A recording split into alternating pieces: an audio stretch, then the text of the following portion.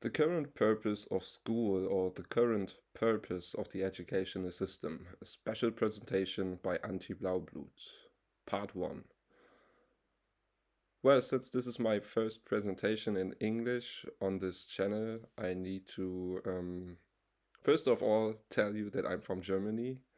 The English language isn't my mother tongue, so you have to keep that in mind. I will not always find the 100% correct translation, and that's very challenging for me because usually I use language with laser precision. Anyway, that's how it is. Still yet, I think the information that I'm about to share with you is very important, and I haven't heard anyone in the English speaking realm talking about the educational system the way I talk about the educational system. Also, again, since this is the first presentation on this channel, I need to repeat the basic rules of communication, which simply means that I'm going to talk to adults, not to emotional, unstable, and intellectual, unstable children. You also have to put yourself in a good learning position, which means you shouldn't be overwhelmingly naive, but also not overwhelmingly skeptical. You should place yourself in the healthy middle of that.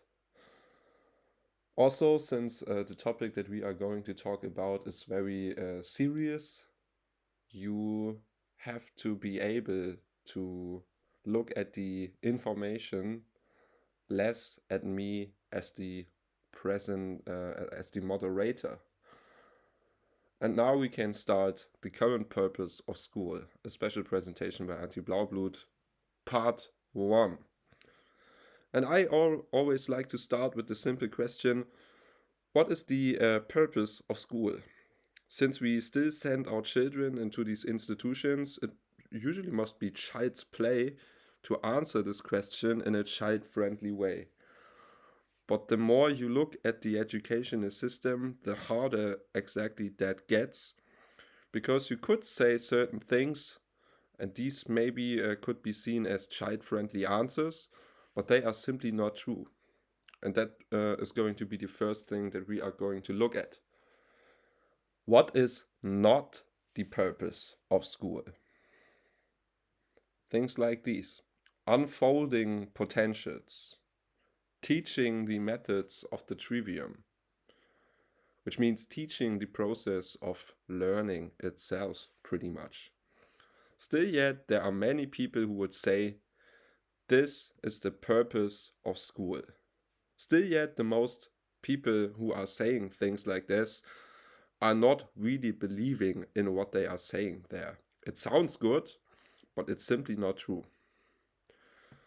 And also, I want to address here, who are the people who are still pretending that this would be the purpose of school?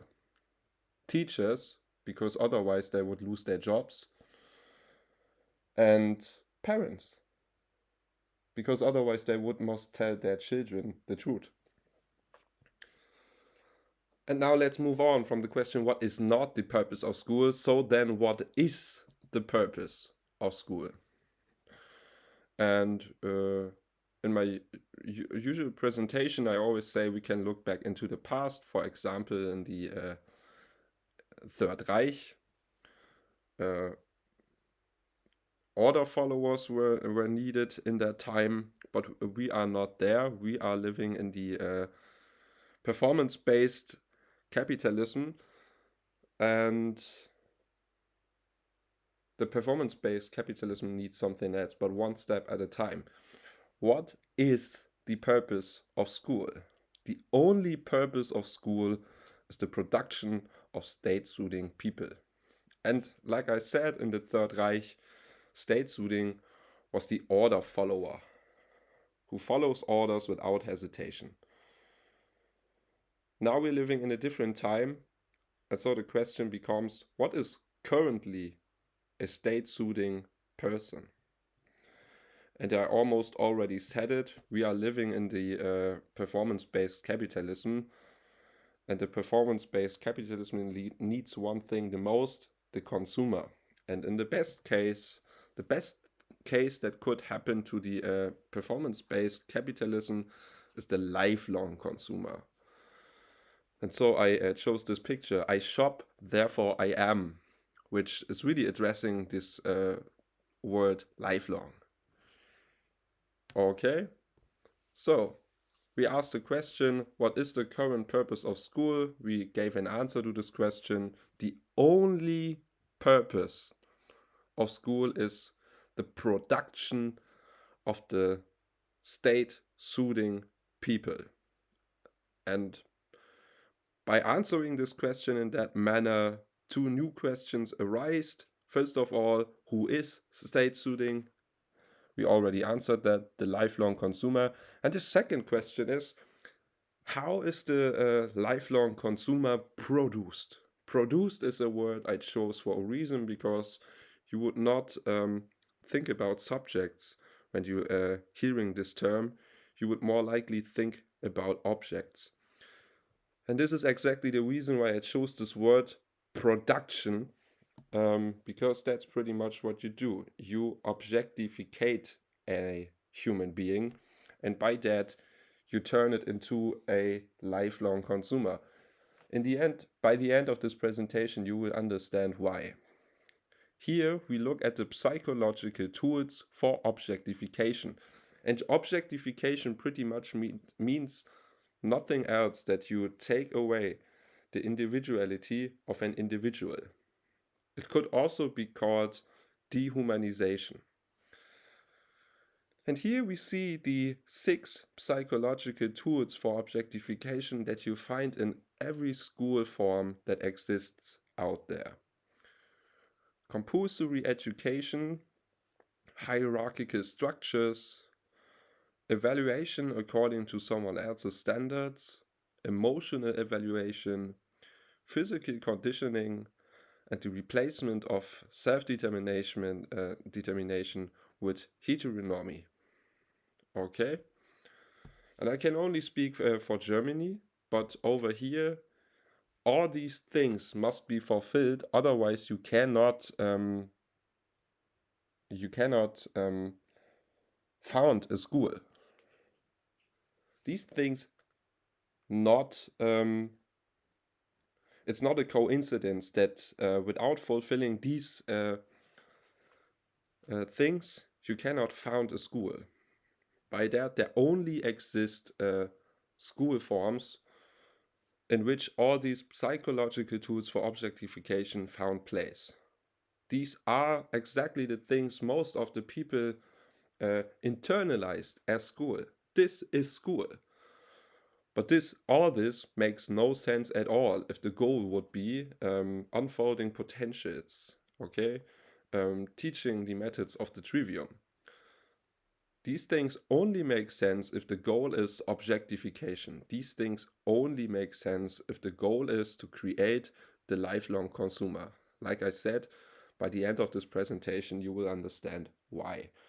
But that's very important, these two things.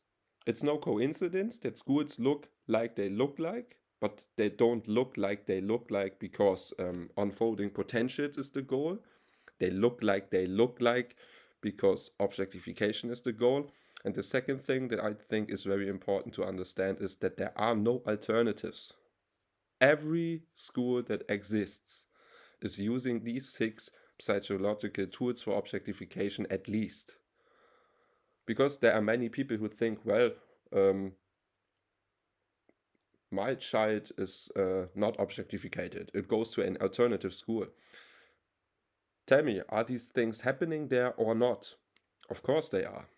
Compulsory education is happening everywhere. These hierarchical structures are happening everywhere. Evaluating according to someone else's standards, it's happening everywhere. Physical conditioning, it's happening everywhere, in every school. Okay, so that's why I think these 2 points are very important. And now we look at all these psychological tools step by step. And let's start with compulsory education. And now for the first time in this presentation, it's getting a little bit tricky in terms of the words that I'm using. The thing is, in Germany we have a word, it's called Pflicht, and the translation would be duty, and we have the word Zwang, and the translation would be coercion, pretty much. And in Germany, compulsory education is translated by Schulpflicht, which means school duty. And this is a very smart move by the state, because it's nothing else than coercion, really. In Germany, you really have to fear for your child if you're not sending it into these institutions. So calling it a duty is just a mockery. But it's a very smart move and it's a pattern. And I will use these words now. I hope you can still understand me. For example, we have never found something like a mask, like compulsory mask wearing. But we found a mask duty, and everyone who was not acting according to this duty was irresponsible. Okay, and that's the wonderful thing about duties. You can easily attach responsibilities to them. So let's give another example. There was never such thing as compulsory vaccination. But there was a vaccination duty, and if you haven't acted according to this duty, you were a bad person, irresponsible. And they're doing the exact same thing with compulsory education. Of course, there's no such thing than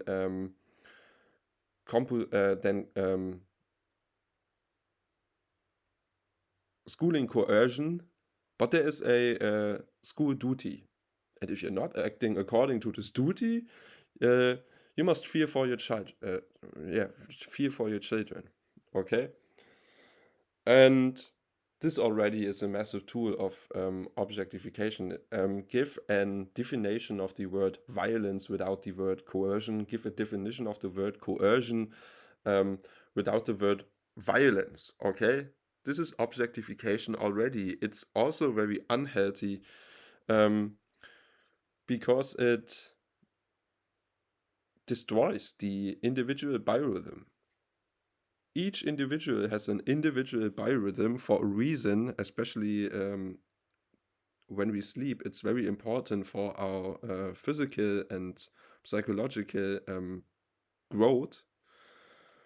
But since we look away from the human being, the child in this case, which was turned into a student, we say, well, a student has to be okay with these types of coercion, even though they wrong, even though maybe they're very unhealthy.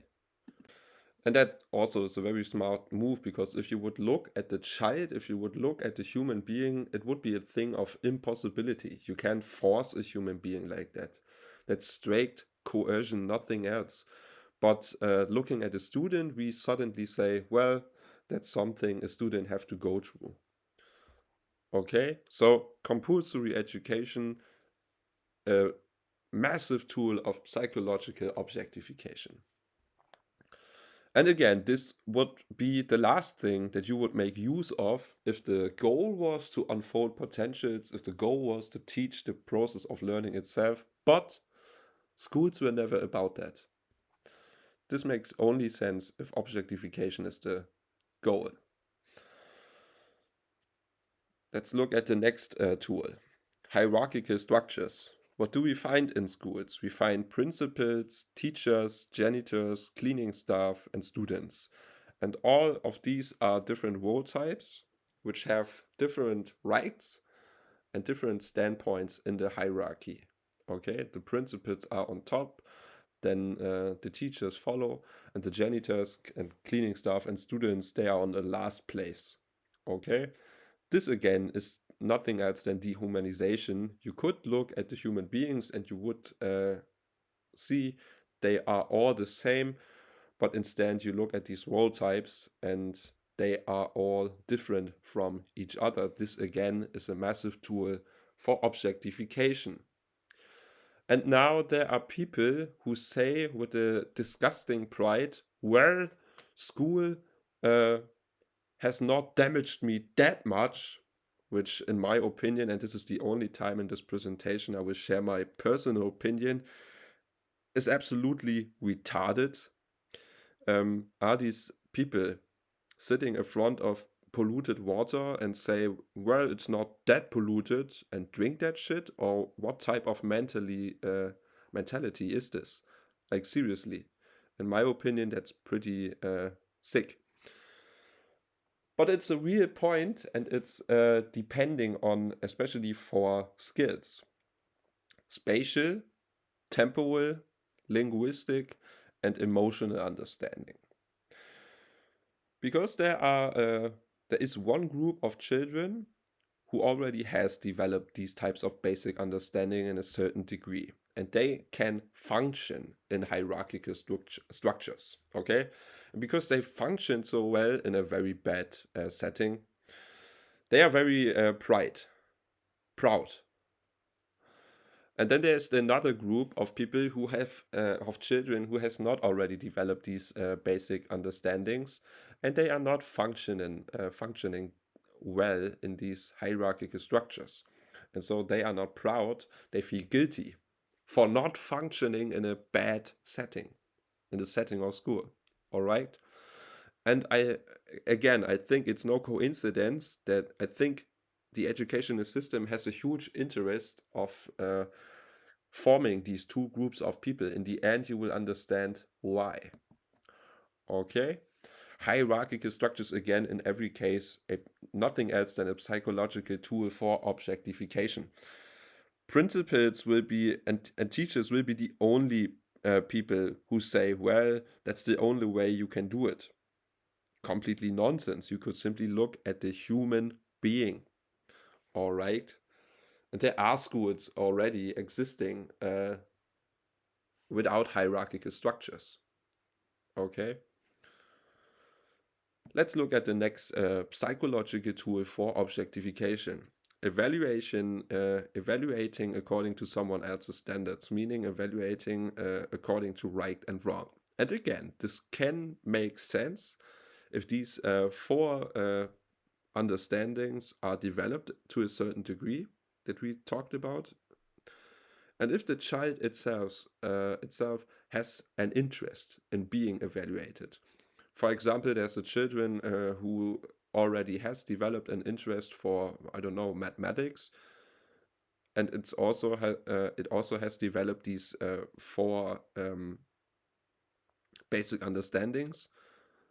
Evaluating in terms of right and wrong can make totally sense. Okay, but I would say I can only speak for Germany. These four basic understandings become more and more laws, and sadly also inner interests of children. And so because these children simply feel exposed in schools, especially because they haven't developed these four basic understandings, the last thing they have an interest in is to be evaluated in terms of right and wrong. Okay? In the usual presentation, I also always talk about the doctor who can give a patient a certain diagnostical diagnose, it's called in Germany. And even though that's a hoax, the customer, the patient, der Patient, can develop real symptoms. And the symptoms here are right and wrong. I really hope you get what I'm trying to tell you here. In this setting, the teacher is the doctor and the student is the patient. And the symptom that can be developed, even though maybe it's not actually true, can be a feeling of being right and a feeling of being wrong, because the teacher told the student so. You are right, you are wrong. All right? So again, it can make sense, but in the current educational system, it's pretty much only used as a psychological tool for objectification. Now, here there exists the possibility of it making sense. That's not the case here. This simply will never make sense, and it's getting very obvious. This only makes sense if objectification is the goal. This completely makes no sense at all if unfolding potentials would be the goal, if teaching the methods of the trivium would be the goal, but this never has been the goal of schools. The only goal of schools, the only purpose of the educational system is the production of the state-suiting people, in this case, the lifelong consumer. And if this is the goal, this makes totally sense. Evaluating in terms of smart and stupid, without in most cases even explaining the students why.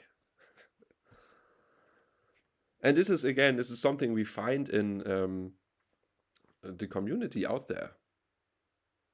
2020, many people who looked at other people, which till this year they always thought about them as being very smart. And all of a sudden they realize this person isn't really intellectually smart. It's just very adjusted. Okay? And I would definitely say this is a result of this type of evaluation. Okay? But let's go on. Another massive tool for psychological objectification is physical conditioning. And when it comes to this point, I must always address I wonder where the healthy and natural self-respect of people is. Because again, this is something, if unfolding potentials, teaching the methods of the trivium, this is making no sense at all. Okay? I choose this picture here because it's nothing else. Think about the power of the muscle memory. We don't have to think about how to walk. The muscle memory is automating processes. Okay? Also, I can only speak for Germany, but pretty much everybody knows that you could say 7 years is a span of human development. Okay, so the first 7 years are an important span of development.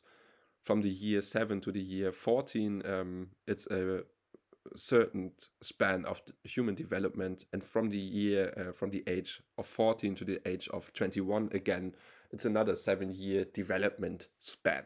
Okay, over here, pretty much everybody knows that.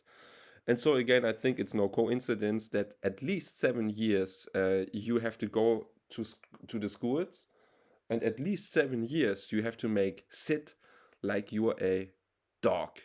Okay, and this is the reason why I wonder how cannot the healthy self-respect scream, this is not right, this is not how I want to be treated. It seems like people don't even realize they are treated like a dog. And what this does is that it's, like I said, it's automating all these behaviors that are already learned in schools, which are completely wrong. But since they automated by this physical conditioning, make sit. In Germany, it's called mach Sitz. These students don't even think about how wrong they act. They simply act wrong. Okay, that's the result of the physical conditioning, and it's horrible. And we all should be very pissed about. By the way, about all these psychological tools of we all have experienced these psychological tools for objectification as children, and we should be pretty pissed about that, in my opinion. Even though now you could say it's too late, but we still should be very angry about this. We were little children, and we all Every human being that has went to a school has experienced these psychological tools of objectification. Okay? So this is straight violence that we're talking about. And these tools are not even the worst. Now we're coming to the worst tool of objectification, which is the replacement of self-determination with heteronomy. And what I call this is simply the crime of all crimes. The biggest crime that there is, because in my understanding, every other type of crime is building upon on this. All right? And so this is my biggest accusation. Is that the right word? In Germany it's like Anklage, accusation. That I speak out to the educational system. And to fully understand this, you have to understand a mechanism inside of every human being that couldn't be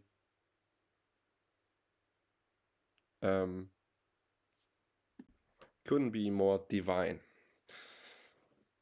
By nature, every human being creates order, creates chaos, on the other hand, and creates a way from the condition of chaos to the condition of order, which could be called as a solution. And we also want to create order. Why? Because we're angels? I don't know. But we get dopamine. It's a biochemical process every time we create order. And this can be everything, because you define what order is, what chaos is, and how a way from the condition of chaos to the condition of order could look like. And for real, this can be anything. Like for a musician, it's like he has an idea in mind, can't already play it. That's the condition of chaos.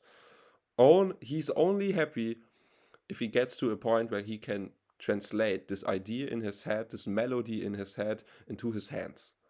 That's the condition of order.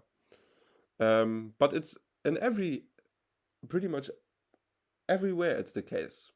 It's also the case if you're a technician. Okay? The condition of something not functioning is the chaos. For this technician, it's only the world is only in order if he gets this thing that he's working on to function. Okay? And this is a genius mechanism, because it automatically results in if a human being experiences this, it wants to experience this again and again and again. Well, this was an amazing experience. I defined order and chaos. I defined a way from the condition of chaos to the condition of order. I created order and I felt fulfilled. Well, I want to do this again and again and again and again. All right? And this would result in a community of human beings bringing the world into order, bringing order into the world. All right? This is not what the state has an interest on.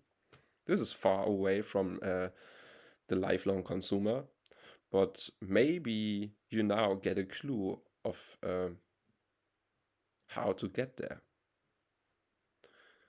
This is the ability of inner self-fulfillment that we are talking about. In Germany, I always call it körpereigene Glücksfabrik. You could say built-in body, built-in luck factory. And this factory is working great as long as you are defining what is chaos, what is order, and how could a way look like. Okay? Then you fulfill yourself from inside and you don't need anything from the outside, all right? Now, for 7 years straight, at least, the teachers saying what order is. The teachers say what chaos is. And the teachers say how the solution should look like. And also they say only this is order, only this is chaos, and only this way from chaos to order is the right way. Everything else is wrong and stupid. And you have to do this in combination with all the psychological tools for objectification that we talked about already. And you really have to do this for 7 years straight. Because what? Because why? Because usually we are good beings. And I really want to address that point. Usually every human being is good. They need to make use of these psychological tools for objectification, not for a year, not for 2 years. They need to do it for 7 years, till this day at least. Because usually, under natural conditions, this mechanism is so deeply built into a human being. And I really want to address that because I find it so heartbreaking that many human beings out there cannot believe it. They say, no, not all human beings have an interest in order. Yes, that's currently the case. But that's the case for a reason. That's not our human nature. That's a very sad human condition that is based in the educational system. All right, and now we get very, very close to the lifelong consumer. Because still yet we want to feel fulfilled, but since we haven't defined order, chaos, or a solution, the body built-in luck factory isn't working anymore. It's destroyed. All right? Still yet, we want to feel fulfilled. And there's no coping strategy to the object trauma, because objectification is a trauma. We are no objects, we are subjects with individual needs. So treating us like an object is straight violence, straight trauma. And there's no coping strategy, only 2 survival strategies, okay? Still yet, a human being wants to feel fulfilled. And there's one group of people who now objectify everyone else. I've been objectificated for 7 years, now I do the same with the word. Okay? These people are wonderfully good at dominating other people, manipulating other people. They are able to act, but because they don't see a human being in other beings, they are unable to bond. And this is, I would say, the group which has this disgusting pride that we talked about earlier. Okay, I promised you we will come back to this point. And you could call these people masters. Because why? Because they feel fulfilled in these very short moments in which they dominate others. All right? That's the type of consuming that we are talking about. Okay? Consuming the domination of others. Okay? And then there's a second group. They made their experience as well. They have been objectificated for 7 years straight, but they cannot objectify others. They objectify themselves. All right. Let's make it short here. These people are able to bond because you have to look very carefully at what is the reason for them to bond. But they are unable to act. They are not able to manipulate, dominate others. And this is the group that feels guilt. All right? And these could be called slaves because they feel fulfilled in the very short moments and for a very short time in which they are dominated. All right? This is the sick type of consummation that we are talking about here.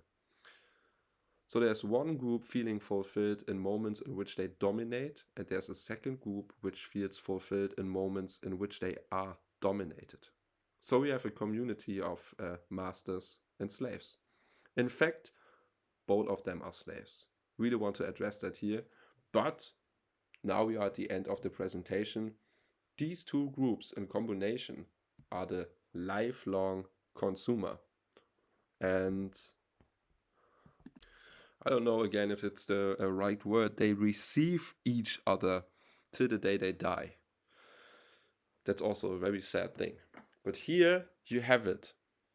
That's the current purpose of school.